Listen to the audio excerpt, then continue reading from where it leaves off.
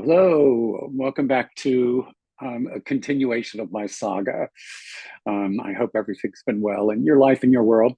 I have been traveling extensively, which is in part the reason that you have not had an opportunity to see any more of my unusual, videos that I've been doing. So here I am again. What I wanted to share with you today is actually an experience that I had this week. And that is that when I was in my meditation period, I had a very profound connection, psychic connection with an energy beyond this realm of being. Obviously, I'm being pretty vague about that. And part of the reason being that I actually walked away from the experience myself with some disbelief. I found myself going, "Oh no, that really didn't happen. I didn't connect with that particular energy." And it actually was the energy of someone who lived on the earth many, many years ago. Not anything that I would consider to be a mediumistic experience, because it wasn't about a message. There wasn't like information, rather that it was an energetic connection that really left me feeling kind of supported and warm and good. And it's probably part of the reason we should be meditating. So I wanted to share it with you, this experience with you, because I really found myself in a place that's very familiar. And it's one that I would like to talk about because it is important in the continuing unfolding of our own psychic ability. And that is the ability for us to embrace that as a truth, as it being really a part of who we are and the life in the world in which we live. Every time we deny that we have an experience and we deny it, we really just set ourselves back. That's all there is to it. We're going to lessen our speed with which we're progressing and advancing. And so there's really a part of us that needs to get really serious about owning. That's kind of contemporary language, owning the experiences that we are having and our own personal abilities. Over the years, I've met people who the psychic part of them just unfolded and they became interested in it and knew it. I've met artists who have, talked in the same terms about their ability that I talk about in using my work with other people. They use it in their artwork. Musicians. I've talked about this at length in some of the other videos I've done.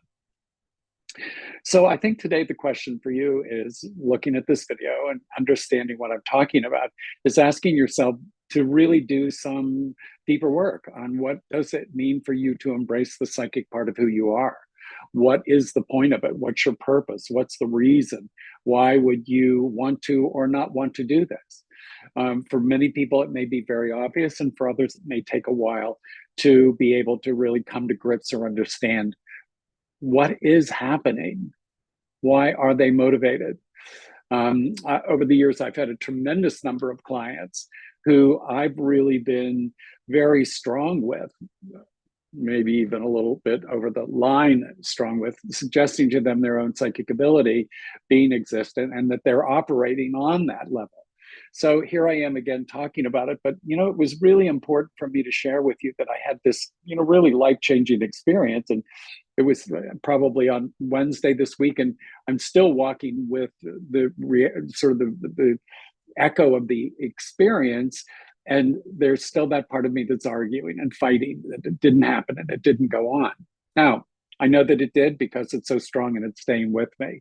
I know that it did because it didn't massage my ego. My list. Didn't massage my ego, didn't tell me to hurt someone else, didn't tell me to hurt me. Those are the key questions that have to be asked about anything that we receive or direction that we're being given. Over the years, I've had a lot of opportunity to talk to people about their own psychic ability. So again, my support of you today is to create a journal or do something that really gives you the basis of owning your own psychic experiences, because the more you do that, the more it's going to build and the greater the experience is going to be. Now, part of that is, you really have to be expansive on this.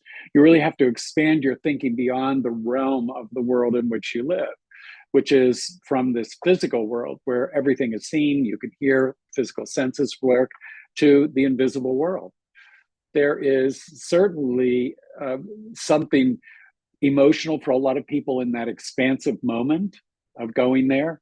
I don't know if I mentioned this in one of the videos, but I really was, when I was young, once I was doing some projection. I was projecting my consciousness off the earth into the universe. And I remember at one point thinking, oh, I can't breathe out there. Physical reaction. I've got to stop what I'm doing. I can't, if I go out there, I won't be able to breathe. So kind of an interesting thought also.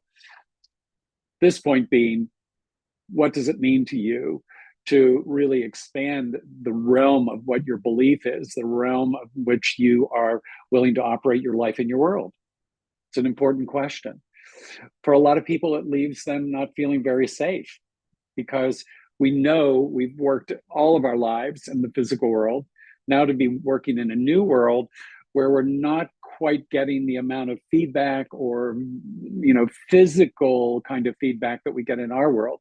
It can really take some time to really learn about how much we want to trust it, how far we want to go, how confident we are with it. What I will tell you is, the rewards of continuing to move in that direction far outweigh anything that you would be hesitant about doing. I can promise you that your life will be better than it has ever been before, or you could dream for it to be. So just again, a quick point on that. I also wanted to share with you that since I did the last video, I was in Scotland, and one of the parts of the trip that I took was to the castle in Edinburgh. And if you know anything about this, there's something called the Royal Mile, and it literally is a mile. And at the top of the mile is the castle, and the bottom is Holyrood House, which traditionally has been the place where the British royal family goes when they're doing anything in Scotland. But anyway, there's shops, and it's very touristy. Lots of things with the Queen's face on, and now of course Charles. But one of the things that I did, because I had to wait at one point because the person I was with was shopping a lot, so not being a shopper myself, standing on the street, what I started to do was psych into the people walking by. Does this person feel warm? Is this person happy? Is this person sad? How do I, do I feel this person's confident? And I just spent probably a good 15 minutes, maybe even a half hour, just really kind of warming up my psychic equipment by doing that kind of an exercise. Again, I don't think that there's anything really invasive or kind of illegal or inappropriate about doing that, because all I was doing surface work. I wasn't doing anything like, what are they thinking? What do they have on their mind? What do they like? What do they don't like? It wasn't any of that kind of invasive work. It was just, what's the general feel that I have for this person as they're walking by.